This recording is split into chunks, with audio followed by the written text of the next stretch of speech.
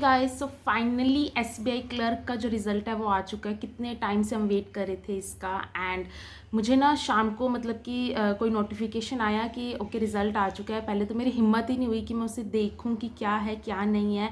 But finally मैंने वो PDF download किया एंड उसमें मैंने मेरा रिज़ल्ट मतलब कि जो रोल नंबर था वो डाला एंड मेरा रिज़ल्ट उसमें नहीं दिखा। तो मुझे कुछ समझ नहीं आया कि क्या हुआ। मतलब मुझे एकदम यकीन था कि मेरा होगा ही होगा इसमें, बट अनफॉर्चुनेटली मेरा रोल नंबर उसमें नहीं था। तो मुझे एक सेकेंड के लिए शॉक लगा। तो मैंने 2-3 बार अच्छे से चेक किया कि मैं क्या सही रोल नंबर डाल रही हूँ, बट वहाँ पे मेरा रोल नंबर नहीं था। So finally I got to know कि मेरा जो मीन्स में सिलेक्शन नहीं हुआ। जैसे कि आपको पता था मैंने टोटल 117 क्वेश्चंस अटैम्प्ट किए थे एंड मेरी 90% तक एक्यूरेसी थी। सो मैं बहुत ज़्यादा श्योर थी कि हो ही जाएगा यार। मतलब इसीलिए ना मैं इतना आरआरबी का प्रिपेयर नहीं कर रही थी। थोड़ी बहुत क्लासेस ले रही थी और थोड़े बहुत मॉक टेस्ट लगा रही थी, क्योंकि मुझे कहीं ना कहीं लग रहा था कि मेरा हो जाएगा एसबीआई में।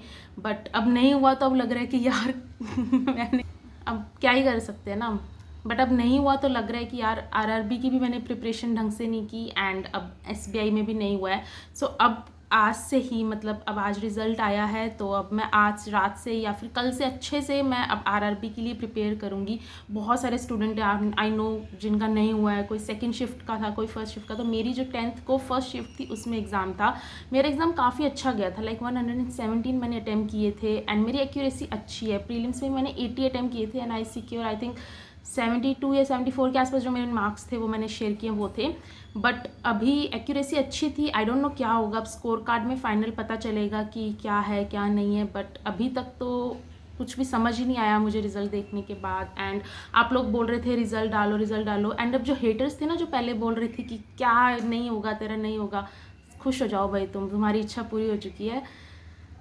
अब क्या ही बोलूँ। अभी मैं रिज़ल्ट देके इतना ज़्यादा शॉक थी ना कि मुझे पहले तो समझ ही नहीं आया। अभी तक मैंने घर पे नहीं बताया। इस वीडियो के बाद ही मैं घर पे बताऊँगी। इस वीडियो को अपलोड करने से पहले घर पे बताऊँगी। मैं मेरी सिस्टर के यहाँ आई हुई हूँ एंड महाराष्ट्र में हूँ मैं इस वक्त एंड बट घर पे मैं अभी बताऊंगी, फिर ये वीडियो अपलोड होगी। एंड अभी आरआरबी के लिए अच्छे से प्रिपेयर करना होगा। मैं ना थोड़ा सा ऐसे थी कि हो ही जाएगा मेरा, बट अब नहीं हुआ है तो कोई बात नहीं।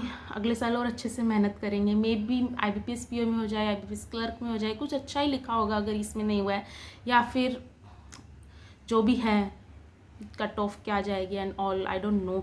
नॉर्मलाइजेशन आई थिंक मीन्स में ना नॉर्मलाइजेशन वाला सिस्टम ही नहीं होना चाहिए। आपको सिर्फ एक ही शिफ्ट में एग्ज़ाम करवाना चाहिए, क्योंकि इससे बहुत सारे स्टूडेंट्स का यार लाइफ का सवाल हो जाता है। अभी मैं अब ऑफकोर्स इस साल अच्छे से और प्रिपेयर करूँगी। आप लोग भी मेरे साथ जुड़ सकते हो। आई नो बहुत सारे स्टूडेंट्स, ऑफकोर्स बुरा लगता है, मुझे भी लग रहा है।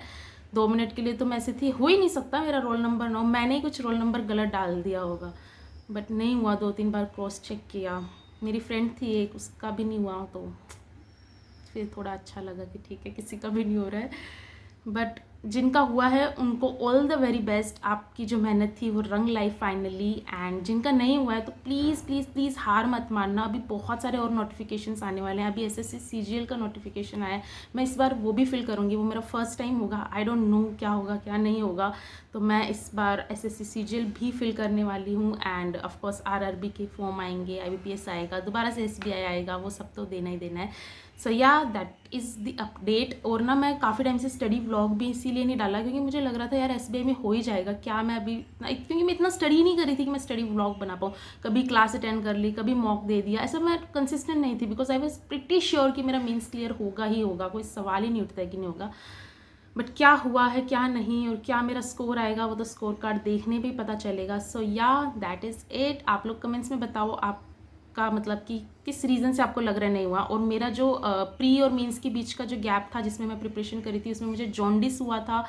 मैंने कितने चेकअप्स कराए, कितनी बार डॉक्टर के गई, मतलब इतनी तेज़ बुखार हो रही है तो भी पढ़ रही थी एंड अनफॉर्चुनेटली नहीं हुआ। सो या जो भी राधा रानी की इच्छा होगी वही होगा, उससे आगे हम कुछ नहीं कर सकते हैं। सो जिसमें भी उनको सिलेक्शन आई थिंक करवाना होगा वही सिलेक्ट होगा। एसएससी सीजीएल का मैं कहूँगी फॉर्म ज़रूर फिल करना आप लोग, बिकॉज काफ़ी सिमिलर प्रिपरेशन है उसकी बैंक से। एंड बैंक के तो आप लोग आई नो अच्छे से प्रिपेयर करोगे ही करोगे। सभी क्लर्क के एग्ज़ाम आएंगे, पीओ के आएंगे। प्लीज़ फॉर्म फिल करना अच्छे से, वैकेंसी देख के फिल करना, स्टेट कौन सी भरनी है कौन सी नहीं। एंड या दैट इज़ इट। मैं मिलती हूँ किसी और स्टडी व्लॉग में। And I promise in this video कि अगले साल इस टाइम पे मेरे पास एक जॉब होगी, चाहे वो SBI की हो, IBPS की हो या RRB की, या फिर मे बी सारी की सारी होंगी, बिकॉज आई गोना प्रिपेयर बहुत अच्छे से दिस ईयर. सो या बाय. एंड हाँ, डीमोटिवेटेड बिल्कुल भी मत होना. Be motivated, be positive. Okay bye.